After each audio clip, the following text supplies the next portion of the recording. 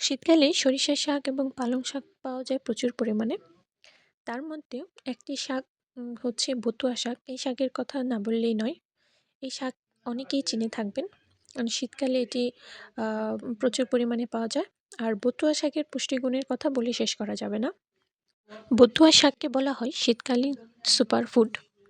নিয়মিত এই শাক খেলে তা রোগ প্রতিরোধ ক্ষমতাকে শক্তিশালী করে।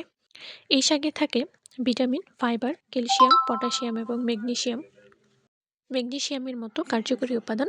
যারা অল্প ক্যালোরি গ্রহণ করতে চান তাদের জন্য এই শাকটি হতে পারে একটি আদর্শ খাবার।